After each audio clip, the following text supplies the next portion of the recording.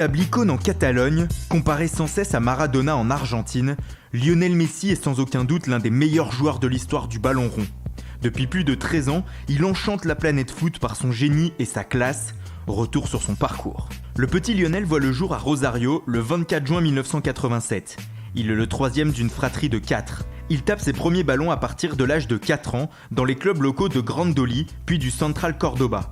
C'est là qu'il est repéré par le grand club local des Newell's Old Boys que Messi intègre en 1995. 2 ans plus tard, alors que le jeune Léo parfait son apprentissage, un problème de croissance lui est détecté. Il commence alors un traitement à base d'hormones qui doit lui permettre de mesurer plus d'1,50 m à l'âge adulte. Cependant, le traitement est cher, plus de 1000 $ par mois, et la famille ne peut pas supporter ce coût sur plusieurs années. Plusieurs agents de Rosario conseillent alors aux parents de Messi de sonder plusieurs clubs européens capables d'accueillir leur fils et de supporter le coût du traitement. Le FC Barcelone fait partie de cette liste. Après de longues négociations, les dirigeants catalans acceptent de prendre en charge le traitement de Messi et l'Argentin intègre donc le centre de formation barcelonais, la Masia, en mars 2001. Il est alors âgé de 14 ans. Pour ne pas le laisser seul, ses parents déménagent avec lui à Barcelone. Durant sa formation, Messi impressionne dans toutes les catégories d'âge. En cadet par exemple, il inscrit 21 buts en 14 matchs. Le 16 novembre 2003, il est convoqué en équipe première pour un match amical à Porto. Il a alors 16 ans. Lors de cette même saison 2003-2004, l'Argentin est surclassé en équipe réserve où il marque 10 fois en 5 matchs. Devant le phénomène, les dirigeants craquent et lui font signer son premier contrat pro en 2004. C'est d'ailleurs en cette fin d'année que Frank Rijkaard, l'entraîneur du Barça, se jette à l'eau. Le 16 octobre, il décide de faire entrer Messi en cours de match sur la pelouse de l'Espagnol Barcelone. Il remplace Deco, tout un symbole. L'Argentin dispute ses premières minutes en pro et devient un élément régulier de l'effectif. Le 7 décembre, il joue même son premier match de Ligue des Champions contre le Shakhtar Donetsk. Il faudra attendre le 1er mai 2005 pour que Lionel Messi inscrive son premier but en professionnel. Contre Albacete, il devient à 17 ans et 310 jours le plus jeune buteur de l'histoire du club. La saison 2005-2006 sera son premier exercice complet avec l'équipe première. Il sera rempli d'un premier but en Ligue des Champions contre le Panathinaikos, mais aussi des premiers trophées. Le Barça décroche cette saison-là la Liga et la Ligue des Champions face à Arsenal, mais l'Argentin blessé ne participe pas à ce sprint final. La saison suivante est celle de la révélation. Messi s'impose comme titulaire et forme avec Ronaldinho et Eto'o un trio d'attaque exceptionnel. En 36 matchs, il inscrit 17 buts, dont certains mémorables, comme ce triplé lors du Classico face au Real afin de décrocher le nul 3 buts partout, ou ce slalom à la Maradona contre Retafe en Coupe du Roi qui fera le tour du monde. À la fin de l'année 2007, Lionel Messi s'incruste pour la première fois sur le podium du Ballon d'Or. 3e derrière Kaka et Cristiano Ronaldo, il prend rendez-vous pour l'avenir. Le début de la saison 2008-2009 marque un tournant pour celui que l'on surnomme désormais la Pulga, la puce en espagnol. Rijkaard est remplacé par Pep Guardiola sur le banc, tandis que Ronaldinho quitte lui aussi le club catalan en laissant le numéro 10 à Messi.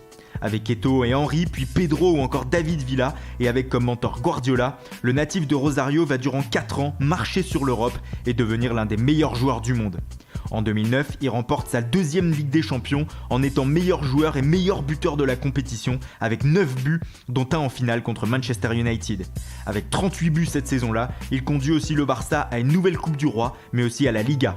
À Santiago Bernabéu, lors d'une victoire 6-2, il est même ovationné à sa sortie après avoir humilié les merengues avec notamment 2 buts et une passe décisive.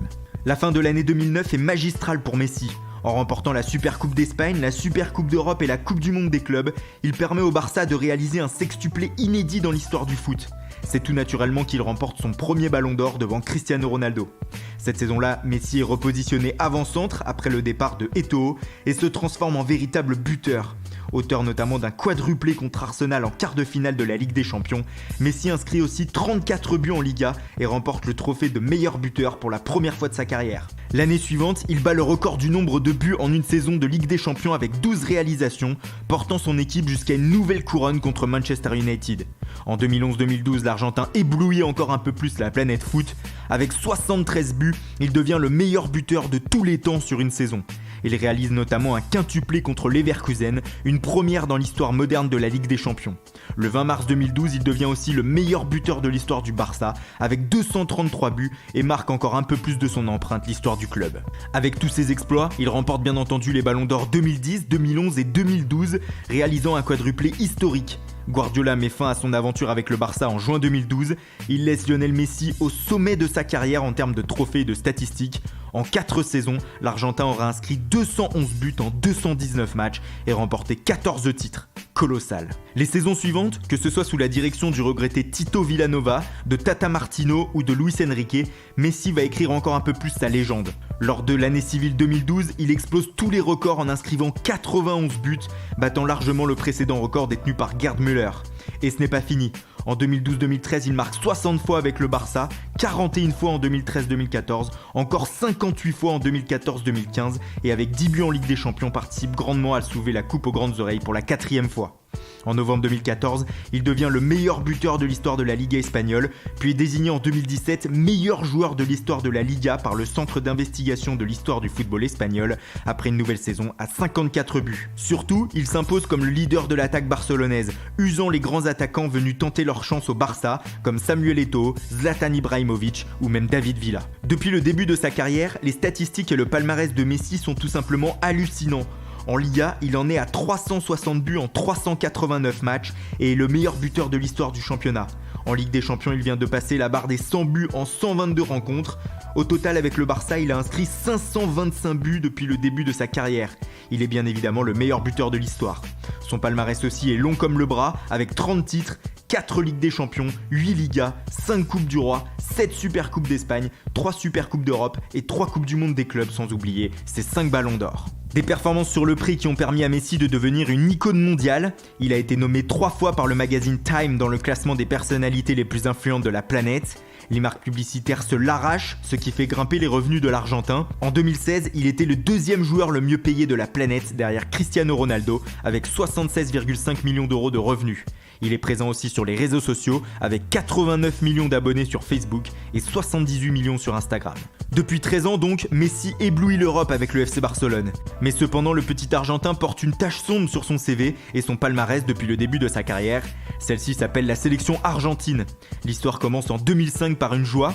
Messi a alors 18 ans et décroche cet été-là le titre de champion du monde des moins de 20 ans en étant meilleur buteur et meilleur joueur du tournoi.